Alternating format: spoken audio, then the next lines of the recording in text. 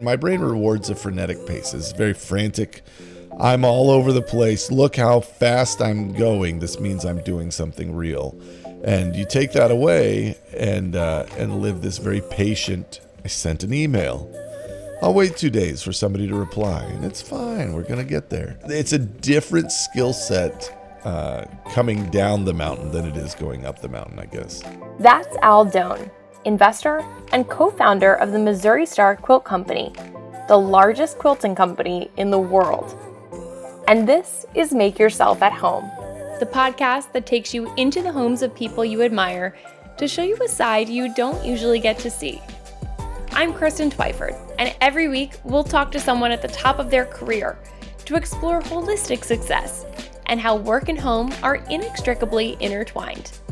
Along the way, we hope to inspire you to live well, whatever that means to you. Make Yourself at Home is presented by Nines, the household management app designed to help you manage your home and everything that comes with it, so you can live with ease. Today, we're in Doan's home in Hamilton, Missouri, a town he and his family have helped to transform with the Missouri Star Quilt Company. It started out as a simple idea. Al and his sister had always wanted to start a business together and always wondered what if. And when he lost his job in 2008, they went all in on building a quilting business in their hometown. He worked with his siblings and his mom to bring their vision to life and used YouTube to gain a national following. Today, Hamilton is a destination for quilters. Al's mom, Jenny, is referred to as the most famous quilter in the world, with hundreds of millions of hits on her YouTube tutorials. And Missouri Star has turned into a $100 million business. Meanwhile, Al's world has changed completely. Today, he's reworking his relationship with money, and he says he thinks a lot about how to come into abundance gracefully and responsibly. In this conversation, Al shares what it's like to build a startup with your siblings, how realizing his dream feels a bit different than he thought it would, and why he's focusing on being more and not just doing more. Make Yourself at Home with Doan. Al, thank you so much for being here. We're so excited to be in your home, and thanks for being on Make Yourself at Home. Welcome to my abode.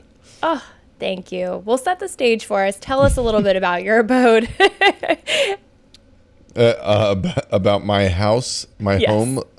Let's see. I live on a farm in northwest Missouri, and it's where I grew up in this area. And so, I got married, and my wife really wanted to live in a subdivision somewhere, and it was it was our first marital. Wait a minute, are we aligned in what we want in life? Because I always Should we talk about this? living on a farm. Yeah, we got through a lot of topics, but where our house was specifically located didn't quite come up.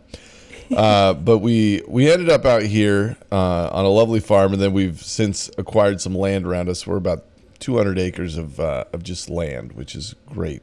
Honestly, that's my space. When I think about my home, a lot of it is just the outdoors and the space around us that we have. The trails I get to go walk, and the ponds I get to go and trudge through, and the wood I get to cut, and all that kind of stuff. So that's great. And then my house here, I don't know, it's just a very modest, safe, comfortable, great home. We got 3 boys, and they love to run around. We got plenty of space for them and friends to come and stay, and does this really well, man. I like it a lot. And I'm sure it's very different. You've lived all over the place. You lived in New York City and I think Boston, right? You've lived, in bigger urban environments. How does it compare? What about it feels like the right place for you? Well, I always thought, well, not always. I guess I just said I always thought I'd be in the country, but for a long time, I really thought of myself as more of a city person. I've always been in my career. One of the levers that I was willing to pull was I was geographic agnostic, right? I would go anywhere. I was happy to be anywhere. There's a lot of people that decide their happiness is tied to their geographic region, and they can only be happy in the mountains or only be happy, in the ocean with a warm breeze. and not me. I can be happy anywhere, and so I've used that to my advantage, and I've been a lot of places, and yeah, I mean, I kind of like wherever I land, but if I got to choose, I choose out here. And the thing that I really love about out here is I still have to go to all those places, right? I still spend time in New York and San Francisco and Colorado and Salt Lake and all these places that I end up in regularly. But man, nothing beats landing at that dirty, small airport in Kansas City and taking a nice long hour drive up a very straight, very empty highway to this very peaceful, like low impact space in Missouri. And I think one of the things that I love about it, like that brings me so much peace and stuff, is it's a very low cost of maintenance and upkeep, right? Like it's dramatically cheaper to live here than it is in a lot of those other places. And so I can be here. And then, like, if I want to be in the mountains, I go and spend 2 weeks in the mountains. And, you know, like, I'm still coming out net above financially where I would normally be. If I want to be at the ocean, I go to the ocean and be there. I don't pay to live near there and never quite get there. And so that's, you know, that sort of peace and, like, low anxiety-ness that I feel when I'm around here, I think comes from no neighbors, no traffic, no, you know, never traffic. It's a gift from God, you know. It's just a really nice, never sitting on the highway wishing I wasn't there. It doesn't happen. So true. Yeah. What do you even get frustrated about? No, it's real problems. It's one of the things I love is like most of my life, man. If I'm ever stressed, it's because there are real things that need to be solved. It's not because, you know, I don't know what color to paint my kitchen walls. It's like real good problems, and it's a luxury of how I've built my life, I think. That is really nice. What does home mean to you? What does home mean to me? I don't know. Home, like you want to say it's just about the people and stuff, right? But it like home is a it's a bit of an identifier, I think, right? It's like if you flew to some random country and people said, "Well, who are you?" and you say, "Well, my name's Al, and I'm from America," or Missouri more specifically, gives me more of an identity, right? This there's some ties to the land, to the place where I'm around that I think identify a lot of who I am. It's funny because I was born in California. And I've always really liked that I get to say I'm from Missouri because I feel like it's lower expectations, right? If you're from California, you should be cool. And I should be better looking than I am. You know, if I'm from Missouri, they're just happy I can read. And so like I get to sort of choose this place, and it gives, you know, it sets the expectation of who I am and what's important to me. And Missouri really is known for like the family values, right? We really enjoy being home with our kids and hanging out with family. We're hard workers. You know, I feel like that's a lot of my identity. I have I love to cut my own firewood and I mow my own grass, and like there's a lot of that stuff that I find a lot of satisfaction in.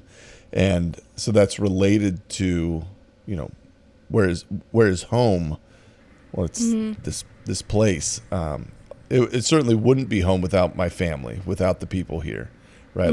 Like I think I would leave very easily if I didn't have people that I loved around me, which I have a lot of my siblings and my parents, as well as, you know, my own wife and kids. If they weren't around here, there's not a lot of redeeming, you know, all those other redeeming qualities lose their polish real fast. But yeah, it's more than just people and more than just land. I think it's all that together for me. Yeah, absolutely. And you and your family are all sort of a part of putting Missouri on the map in a different way through your quilting company. And together you've started the largest quilting company in the world.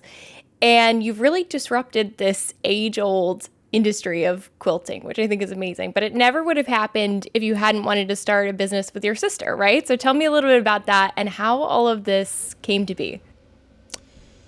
Yeah. Well, me and my sister have always been good friends. And, as I launched into my career, I left college, and I remember I had a mentor that was great, Bill Neal, and kind of took me under his wing while I was in school, and he was giving me some guidance on like where I should go after, because I had a bunch of options, and one of them was like to go work with a big corporation. Another one was to go with a buddy, and we were going to start a company. Mm-hmm. He said, "Look, man, go start the company if you have all the confidence that you need to walk into that boardroom of this other, company, this big company, and tell them all they're full of crap. Like, you should go start your own company. If you don't have that confidence yet, go work in these other ones until you realize that they're all full of crap, and then go and do it." And so I kind of went that route, and the big company route, and bode my time. And all the while I was talking to my sister about like, what if, because it's so fun to dream when you're 20, right? Like of the things that you might do. And she was married with kids and doing her stuff around like building a home. And I was off like working for the man, wishing I wasn't. We would get on the phone and just talk about like all the cool things we could be doing. A lot of it was talking about the cool things we saw other people doing and how much better we would be if we were like you just kind of have that rhetoric that you run through. Mm-hmm. And most of the time, nothing ever happens from it. And we were, I guess, very fortunate to stumble into this like very feasible start to a business, which was, well, we need to buy a building, and then we need to buy a quilt machine, and then we have a business. Let's do that. And we did it, and then it didn't work, right? There was no people in our tiny town to support our business. And I at the same time lost my job from where I was. It was 2008, and me and 20,000 of my closest friends got laid off. And so I was an insta entrepreneur, and dove right in and said, all right, this is the thing we've got now. This is my full-time thing. Let's figure this out. And started building and marketing and doing all the things that turned this into what it is now. And so, thinking back through the story, it's wild that we even took a swing, right? Because often it's just chatter. And it's just like, oh, yeah, no, we should start a motorcycle shop. And then we'll do this. And, oh, that'd be the best. We should totally do it. And to accidentally be in a position where you were doing it and then have life put you where that was a thing that you really needed to succeed. Mm-hmm. And then to actually succeed at it, man, what a great couple of years it's been. It's such a fun thing to be a part of. And so cool that you've been able to do it with your family. And I know your mom is involved too. And I think that's sort of the hook of why quilting, right? Tell us you were in tech. That quilting had to be a total change. What about it felt right? It was. Well, there's 7 kids in our family, and 5 of us work on the company, which is just what a great excuse to stay in touch with everybody as you go through life. And so, quilting. Wait, was your question like around quilting? Am I going the right direction? Why quilting? How did you end up here? And did you ever think you would be a quilting mogul? No, that wasn't in the plans, and it's still a weird title to put on the business card. Mm-hmm. But my mom took up quilting after we had all left home, so it wasn't a thing that we grew up with. Even my great grandma did some quilting, where she would embroider these denim squares and then sew them together into quilts. And I have memories of that. My mom made a quilt, like a jean quilt, for us to go and have on picnics and stuff as we got older, or as we were growing up. And that was great. But it wasn't like we were quilters. We didn't have them hanging around the house. She didn't make them all the time. And when we left, she picked it up. Literally, she took a class at a Votech college near here. And it was on making a log cabin quilt, and she loved it. She absolutely loved it. And it was this great form of expression and all this stuff. And mom's secret sauce, she's always been a big ham, right? She's been a theater person and always the big goofball that was willing to do anything to make us laugh. And so you take that plus this great skill that people really, love.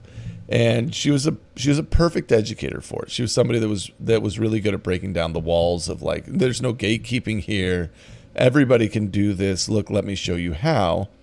And so we kind of tackled that energy and said, man, this is how we're going to like work with our customers. This is the personality of our company, is high-fiving you and cheering you on, and you can do it, which contrasted a lot to sort of the tempo in the industry, because you see this often in a lot of places. Like you kind of want to vaunt yourself up to show that you're good at it, right? There's I don't know, every industry kind of has this. If you're cooking, it's either you're cooking with Nickelodeon or you've got to be pretty dang good to do this, right? Like it's harder than you think, and the flavors are complex, and it really, when like if I was going into the cooking industry, I'd be like, man, it's really basic. It's like honey, it's very sweet, and this is very that. You put them together, that's probably going to taste good. Let's try that. Anybody can do it. Yeah, and you kind of live in that space and let people feel like they're professionals are very good at it, even with sort of the clarity on the requirements, bringing it down to a level that's not confusing. And that was, because we started off, I was filming Mom for every tutorial. And so my requirement for it, or the litmus test I would do, is like, Mom, I'm a smart guy. I'm not a dummy. And I have no idea what you're saying right now. So you've got to talk in a way that I can understand. And if I can understand it, well, then everybody can. And so it required her to remove a lot of the jargon and a lot of the, the lingo that people use to show how smart they are. She couldn't do any of that. She had to talk in plain English in a way that I could follow. And the benefit of that is anybody can pick up one of her tutorials. You watch it for 10 minutes. You say, I think I can make that. That's great. Yeah. And we've she's done that. So approachable. She's watching her on your YouTube channel. If anybody hasn't seen it, look at Missouri Star's YouTube channel. She is just delightful, and thanks. No, she's the best. She is great. She clearly is. And I can just imagine, you've got a lot of pressure happening around this business when it was early on. It had to succeed for you guys to succeed. And you're in a room with your mom, videoing her talking about quilts. Did tensions get high, or did you guys get along the whole time? No. I mean, tensions have of course, it happens, especially when you're growing a business, because there's so much of like what you think a business is in your mind versus what it really is and how it works in reality.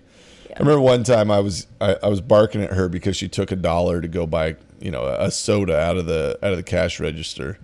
It was like, all of a sudden everything in every business class I'd taken, I'm like, you're embezzling money. I can't believe you do this. She's like, no, I took $1 to buy a Coke, you jerk. And I'm like, so you have this moment of like perception and reality and expectation and all that stuff that comes together. And there's certainly been plenty of tears along the way.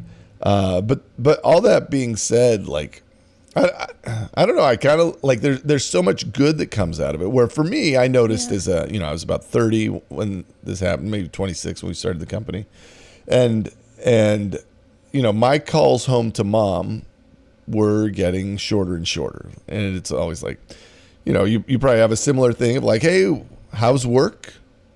How is the love life? All right, talk to you next week. And that's kind of all you've got to check in about. Well, especially for me, and I loved my mom. We had a great relationship, and then to sort of slowly land at this spot where I felt like we were, me as an adult, shifting from a child to a peer, really didn't have a place. And I didn't understand the relationship anymore, and like how I needed to contribute, and she had the same struggle. And so, you sort of see it drifting a little bit. And then all of a sudden we've got this company and this reason to talk every day and great ideas and brainstorming. And, I thought about this, and have we tried that? And like, it was so satisfying to have this relationship be so meaningful again. And there's pros and cons to it because, with a therapist 10 years later, we uncovered like, it's not just about the company. My mom still loves me just because I'm me. And that's there too. But like, I really, if you're thinking about starting a business with a family member or something, I'm such a, it's better to have loved and lost than never loved before sort of personality too, where it's like, man, if you could have a super great, phenomenal relationship with your siblings for 10 years, That's way better than seeing them at Easter and Thanksgiving for the next 20 years, right? Like do it now. Yeah. Even if it burns out, man, you had more out of that relationship than 99% of the population. So go do it. And thankfully, you know, man, we've just got such great human beings, you know, in these family members that as life goes on, we continue to lean in and support each other and try and figure it out. And like all of that, I mean, it just takes work to keep those relationships alive. And thankfully we're family hard workers that leans in. Do you feel like there is a value that your family has or a quality that you guys share that has enabled you to stay close and to keep, you know, that relationship really strong, even when you're going through the challenges of running a business together?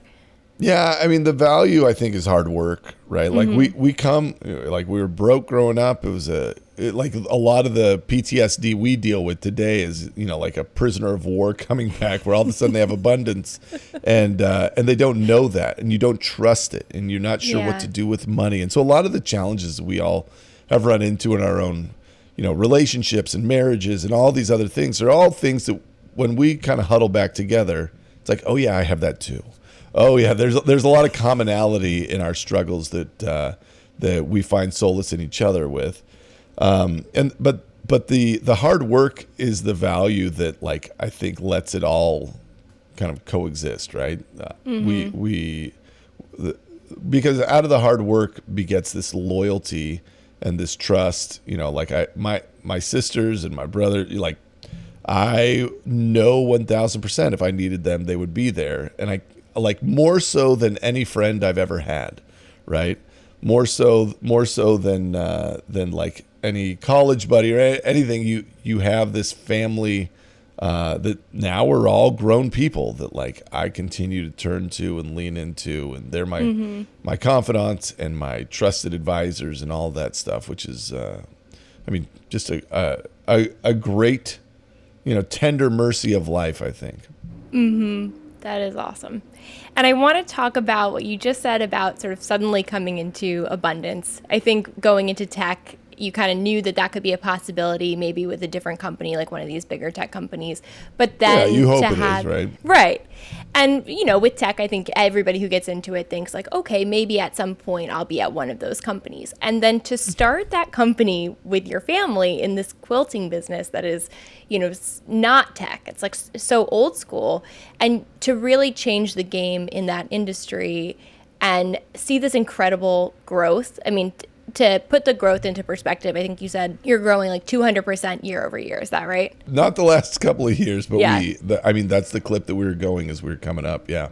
And so the company has absolutely exploded. It's now the largest company in quilting. And you've found this success in this industry that you might never have expected. And you can even see it in the YouTube channel where the early videos of, you know, you and your mom in that my room. Canon digital. Yeah. It feels very organic and like an early YouTuber. And then now it's like she's on the Home Shopping Network. Like her studio for these quilting videos looks so professional and so cool. And so you can see it visually. And then I'm sure in your own life, you're seeing this incredible abundance in a way that you never quite expected. So tell me a little bit more about that and sort of how your lives have changed alongside the business. Yeah. Well, no, it's interesting because it's you continue to, like, you almost feel like you're in a life that isn't yours, right?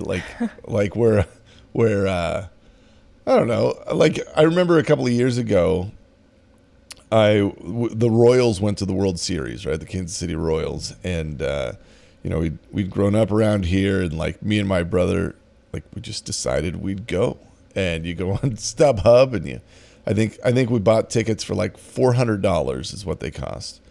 And in my mind, I was like, man, well, one that's not the end of the world. Like, that $400 is something that, like, a lot of people have in savings that you can pull together and do. And it still is a lot of money to spend on one night for sure. But like, for a World Series game, we just went. And I was like, man, like, I don't even think I could have fathomed, like, I never went to an NBA game until I was almost 30, right? Because in my mind, that's what rich people do. That's not what we do.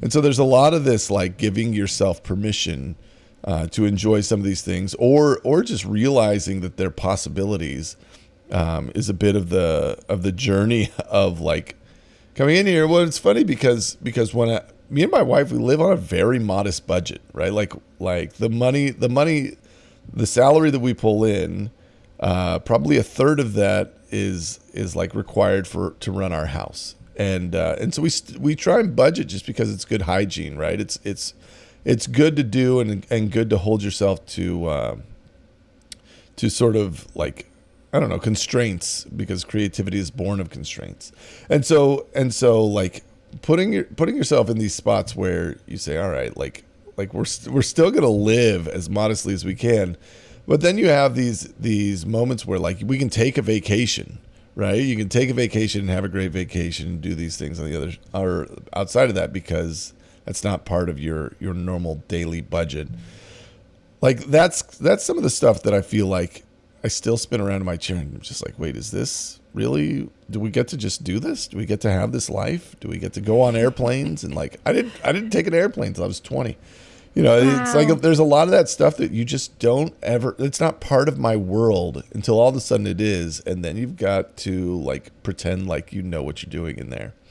And, it's a different, it's a very different way of living, and something that, like, there's not a lot of blog posts written, or, you know, like how to come into this stuff gracefully and responsibly, and like, I know a lot of, like, I have a business partner that we started this with, and he's much more frugal than I am, and like, as a kid, my frugality was so much of my identity, right? Like this is a thing about me.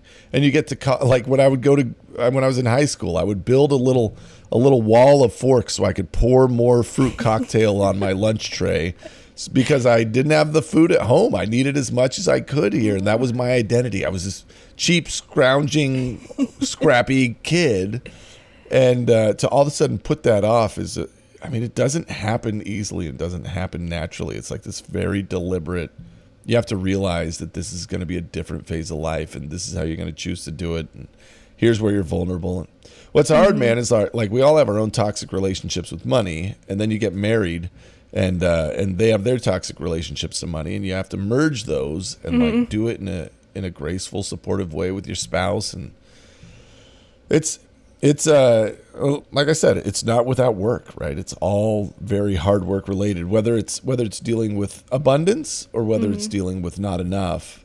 The outcome is building this, like, what is our relationship with money sort of mentality. And it's tough. I don't know an easy route around it, whether you have, you know, infinite money or zero money. It always is hard conversations and hard, you know, self-talk, and, like, what's okay, and, like, very deliberate journaling and stuff to do it well, I think.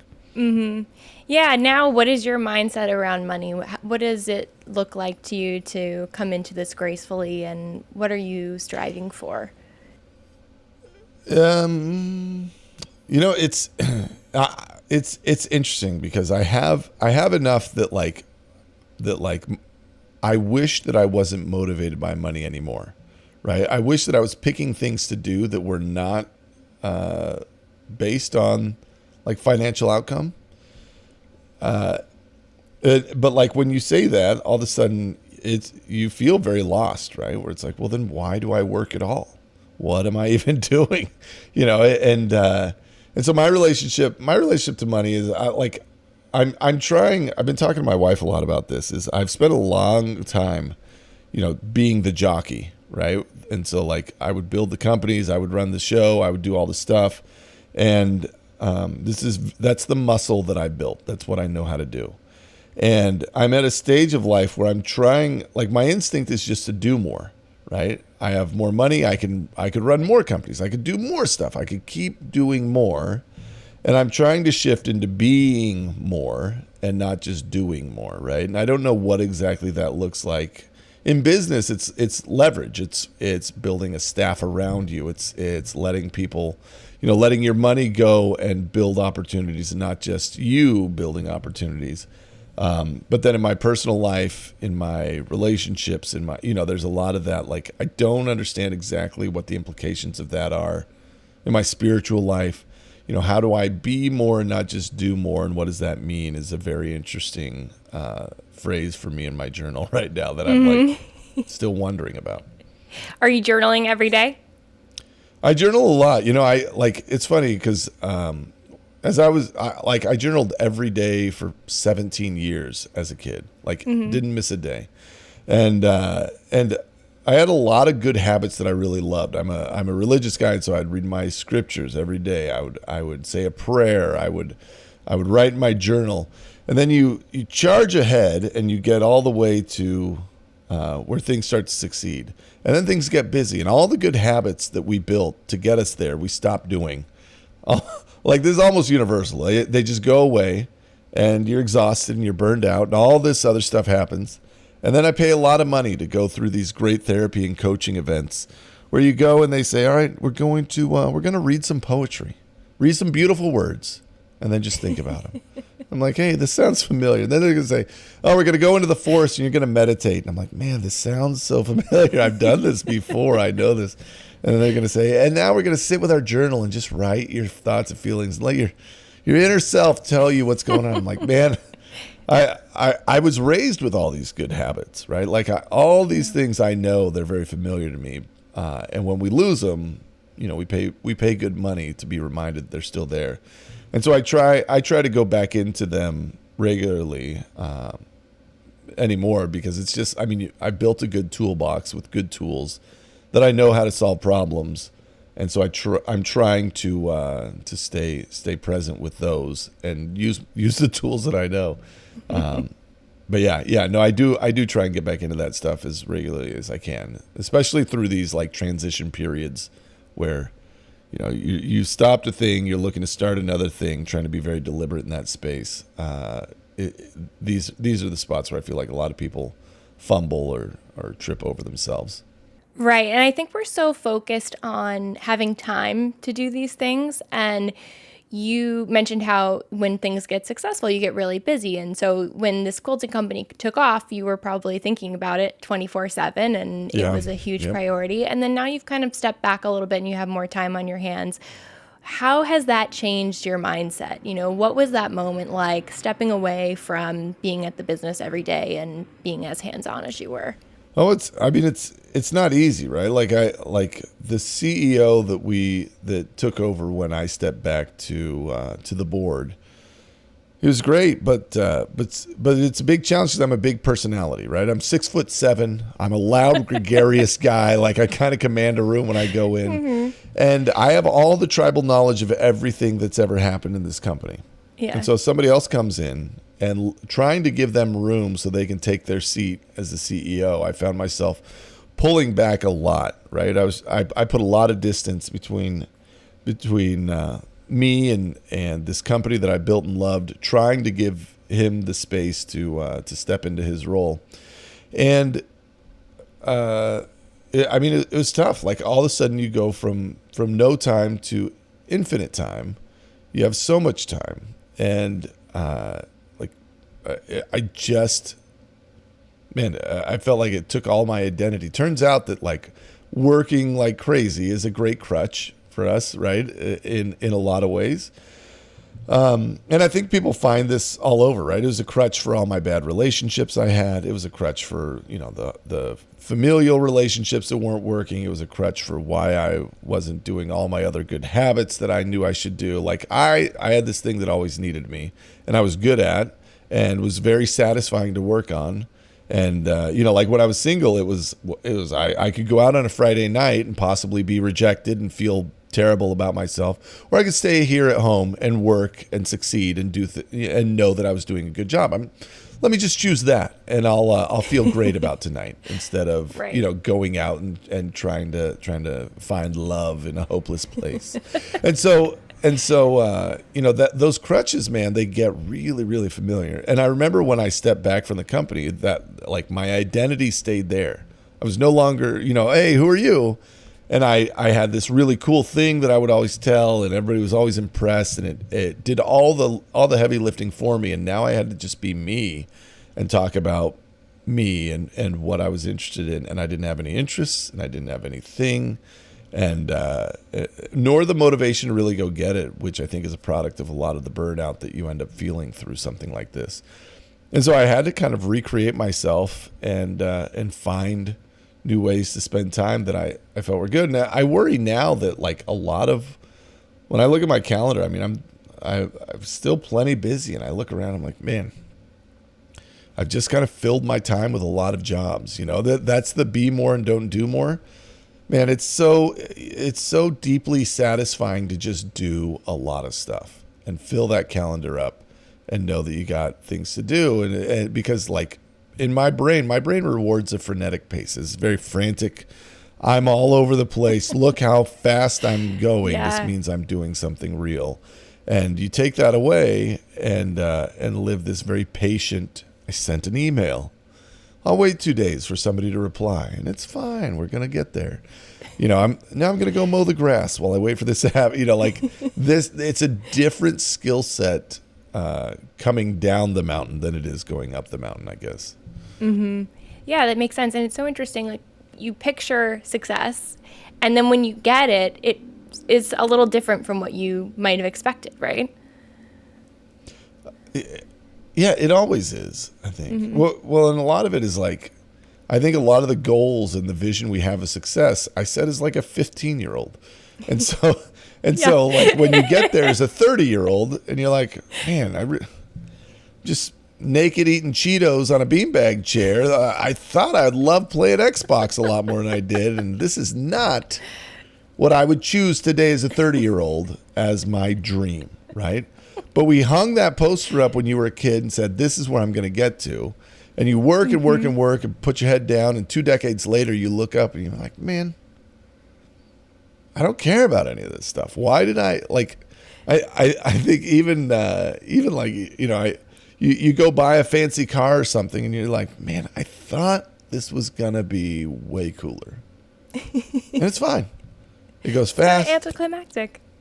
Point A to point B, and a lot of it I noticed in me is I thought a lot of what I was expecting was the people were going to think how cool I was going to be, and they were going to all accept me once I got to this spot, and everything was, like there'd be adoring fans all around you, and the truth is, man, you get here, and everybody just judges their own performance by you. Right, like they're not cheering you on. They're saying, "Oh, you did better than I did. I hate myself." Right, and it's this very inverted relationship to success or anything. And so like you'll get to the top of the mountain, you turn around, you say, "If anybody wants to know how to climb the mountain, I'll tell you." Like I'd love to share my experience, and all the guys climbing are just saying, "Oh, I hate you because you're where I want to be, and I just got to put my head down and get there." And all the guys on the other side are like, man, you've only climbed one mountain? Nice job. It's this very weird, this very weird sort of social moment, I think, related to all that. And you get there, and all it does is take away those crutches and say, all right, man, if you thought you'd be happy when you got here, so, like, go figure out how to be happy, which is one of the things that I think we just assume that the circumstance will change and you'll get there. I wasn't married, I'm in my Mormon culture. Most people get married young. I didn't get married till I was like 34, 35 years old, and in my head I had this end date that when I got there, that was going to clean it all up. That was going to be great, and everything was going to fix it. And I got married, and it was great. And I'm still sad sometimes, and I'm like that. It was jarring to me that it didn't just fix everything, and that I still had to like be working on myself and figuring this stuff out. I was just really surprised because I thought once I have the house and the kids and all that stuff, because that's all the things that I'm working towards still, And once I have the company and enough money and more freedom and, right now, there, you'll literally get there and you're like, but I don't even have a private jet yet. And it's like, what are you saying? That's why you're not happy? Are you serious? You talk to some of these people or even let your own thoughts wander and you say, gosh, I know better than this. I've got to figure this stuff out because I promise you one more trip to San Diego is not going to fix my hole in my heart. I've got to figure out what's actually going on. Mm-hmm. And so now what do you feel like you're doing to sort of fill your cup? You're very close with your family and you've got 3 little kids at home and, you live in a place that you love. What brings you joy and fills you up? Yeah. So my MO right now is I'm trying to work on small lemonade stand scale ideas, like small goofy things that can't ever go anywhere with people that I love. we have some pitter patter of feet above me, but I'm trying to work on stuff that I like. And, it's harder than it sounds because as soon as something is fun, you want to my instinct is to go make it big.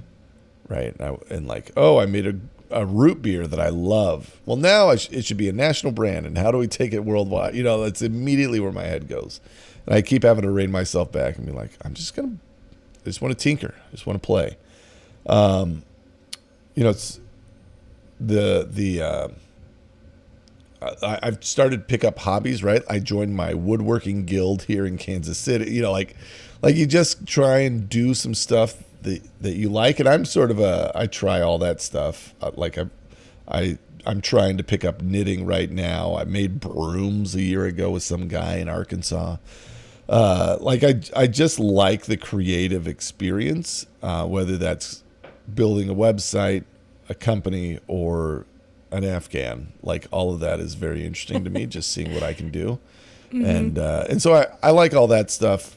The challenge, I think the challenge in it is that I contrast all of that sort of wandering, meandering lifestyle in terms of hobbies and direction with, I really want my kids to see a hardworking dad. One of the things that my dad did for me is he was the hardest worker I ever knew.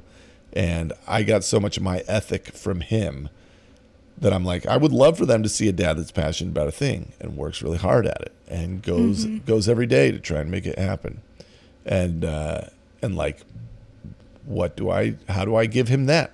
How do I introduce that into my kids' lives and do it in a way that still preserves my freedom and my ability to do what I want to do.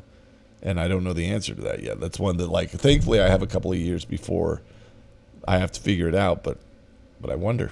Yeah, it's so interesting to hear you say that because it does sound like that's exactly what you did with your quilting company, and they just kind of missed it. They weren't around yet to see that. And now because of that, you have so much more time to spend with them and have that quality time with them, but you feel I wish they had seen that part. No, they see the product of it. They don't see the journey of it. That's for sure. Yeah. And I want to give them a journey of something similar. And it doesn't have to be a big scale thing. It just needs to be I don't know. I go be a greeter at Walmart, right? I just want them to see me go and do a thing. Yeah. That they understand that money doesn't just happen. They understand that satisfaction comes from trying and doing things that are hard, not just arriving at a place. Because my happiest times, it's funny, man. So everything I do now, when I'm working on companies, I'm trying to recreate the feeling I had the first 5 years of this company. Yeah. Right? I'm just trying to have that that rush, that excitement, that enthusiasm, that optimism, and against all odds, and foxhole nature with my co-founders. That's all I'm trying to get back to. And you can't ever quite create it because my life is different. But I want that. If I could have that 1,000 more times, I'd do it in a heartbeat. But you can't. Yeah, and you're not at a place now where you really need it to succeed. It's not, that same right. out of a tough situation. Yeah, that's exactly right. Yeah, the motivations are different, right? So you can't just pretend. You got to find the thing that's going to give you that same, or like, what is that version of excitement, enthusiasm, and optimism and drive that exists for me today versus 15 years ago? I don't know. I don't know, but I love to find it, right? Right. And now as a parent, you're raising your kids in a similar environment to where you grew up. You said you live on a budget and you're, in Missouri, and at the same time, like, they're growing up in a financially very different position than you grew up in. And so how do you think about that as you're raising your kids, and how do you want them to think about money? Man, one of the things that scares me the most as a parent is I'm just terrified that I'll raise like ungrateful, bratty kids. Like you just want to throw them away and get new kids at that point. And like I know, like, what worked for me is we had this, like, I mean, we were poor, and so much of that contributed to like our identity and who we were and the gratitude we felt when somebody would do something, and like all that stuff of who we are. And my kids I can't do it the same way, right? And so I've got to find, and dude, some of the kindest, most generous, great people I knew growing up were these kids that were in well-off homes, right? I know it can be done. I'm just like, I worry a lot about, like, can I create a space where my kids work hard and they're grateful and they're kind to people and they're good humans, and like, and they're passionate about stuff, and like, how do I do that? And because you kind of get one shot at doing it, right? Like, you come up with your parenting philosophy and then try it out, and we'll see in 20 years, did you do a great job, or did you kind of blow it? And that's it. So, like, I don't know, I stew on it a bunch right now, but hopefully, I mean, they're good kids. We're parents that love them and try really hard and spend a lot of time looking in their eyes and talking about their feelings and what's going on. And I hope that that's sort of universal, and that's really what the common denominator is, and not how much money or how little money or any of that stuff. So, well, you're starting with the right intentions. I think you're on the right track. I don't know your kids, but it sounds like you've got the right mindset. If kids came through because parents really wanted them to be good, man, they'd all be good. So there's something more, but I got the right foundation. Exactly.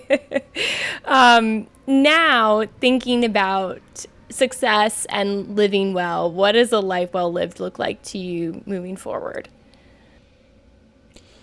Man, a buddy of mine, it's funny because, like, this isn't the first time that this comes into my brain, but a buddy of mine during COVID in like March of 2020, he's a dentist. He's 2 years older than I am, had 5 kids, and had a pain in his neck. He thought it was from looking down all day as a dentist, and went to the hospital, and they found out he had a brain tumor, and they told him he had 6 months to live.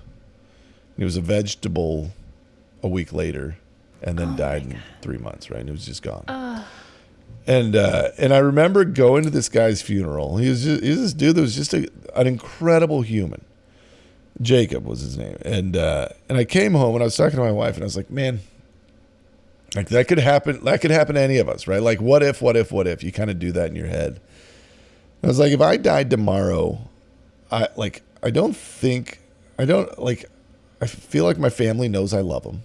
Like, I spend time here. I wouldn't say, oh, I wish I would have spent more time with my family. Like, I do a great job there.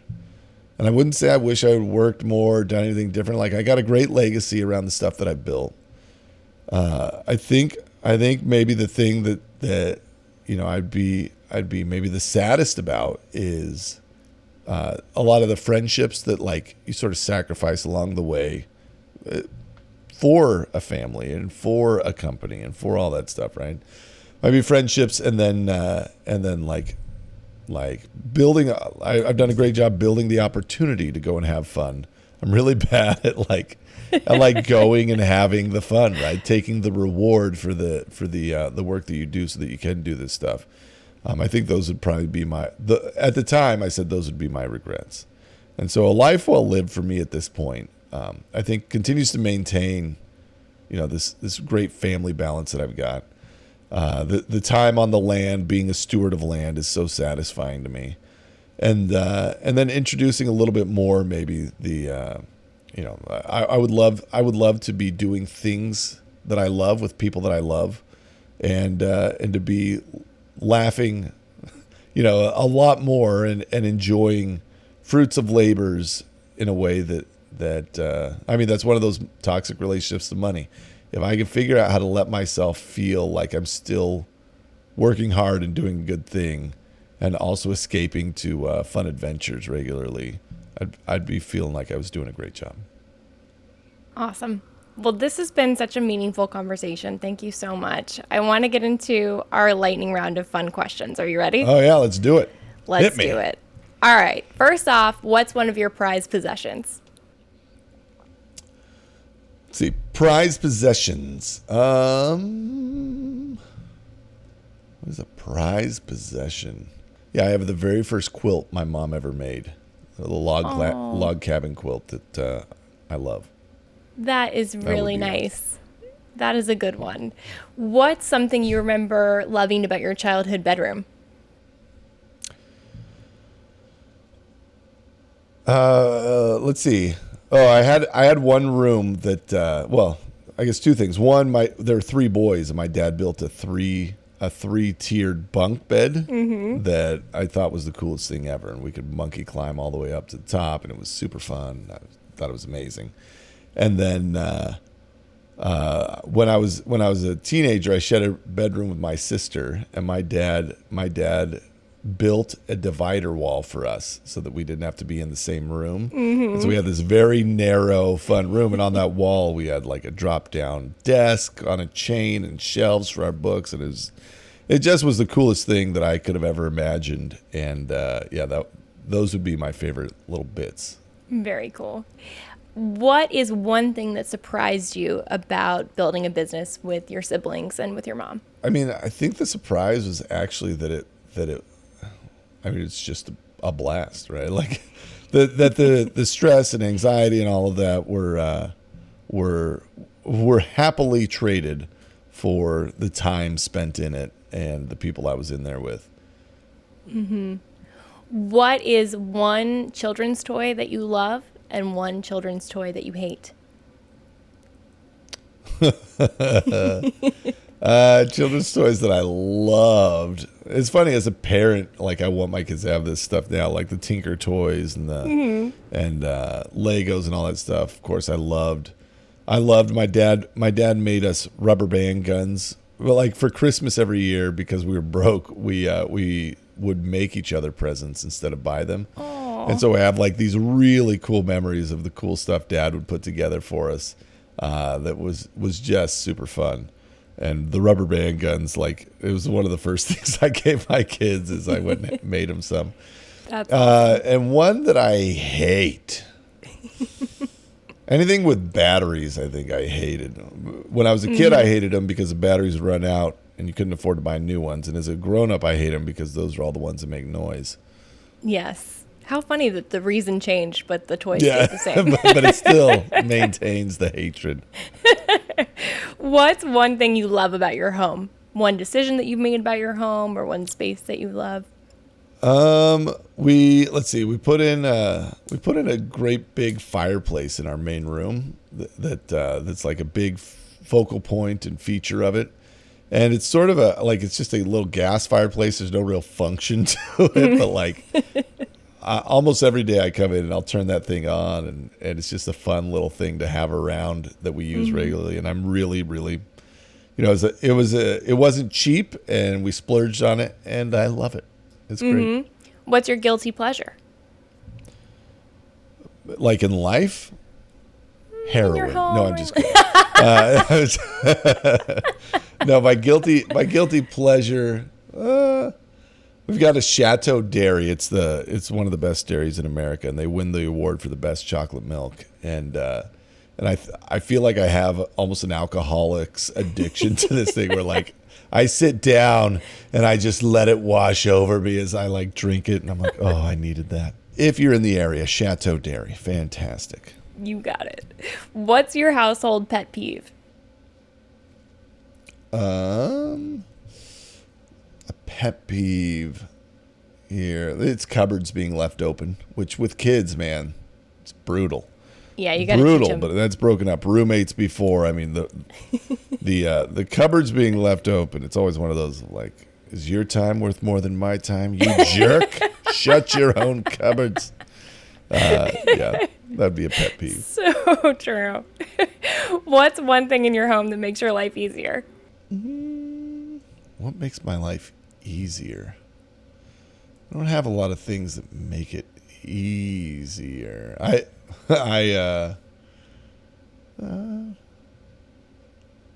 don't know. We just did this last year. We went from a gravel driveway to a cement driveway.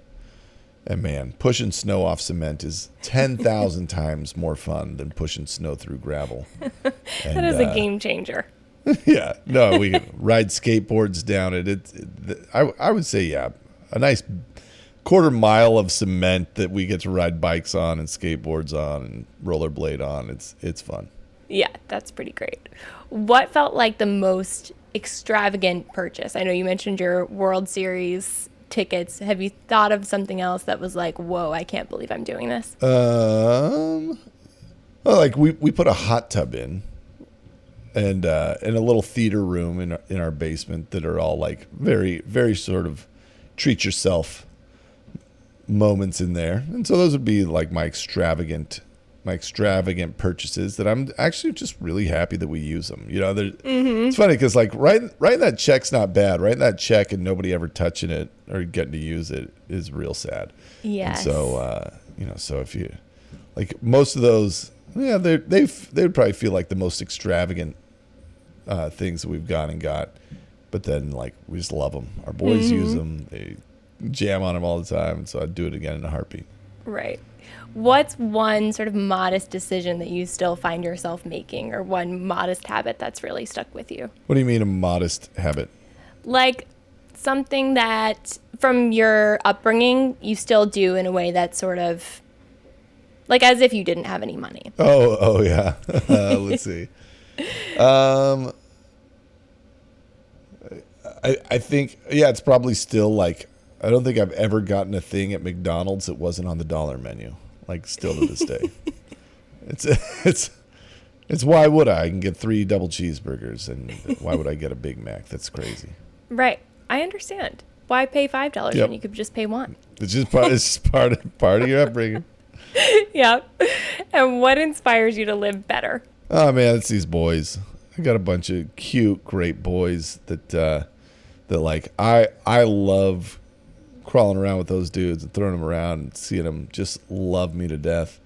It's the greatest feeling and like totally worth trying hard every day for those dudes so that like I just don't want them to turn into teenagers and realize their dad was a bozo. You know, I want them to make that transition and be like, no. I'm still proud of this guy.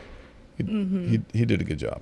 Yeah. Similar to what I had with my dad, right? Like I never had to have that moment where I was like, oh, this guy's a loser. It was like, no, man.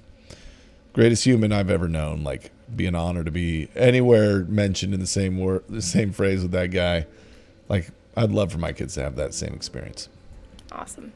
Well, thank you so much. This has been a really wonderful conversation, and I really appreciate you having us into your home. Oh, thank you. I'm flattered you thought of me. So thanks for letting me on.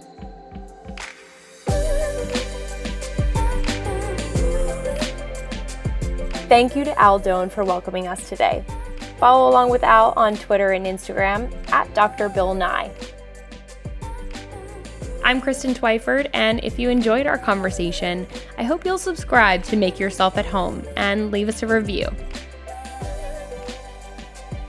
Make Yourself at Home is presented by Nines, household management software that helps you manage your properties and everything that comes with them, so you can make the most of your time at home. Learn more at ninesliving.com.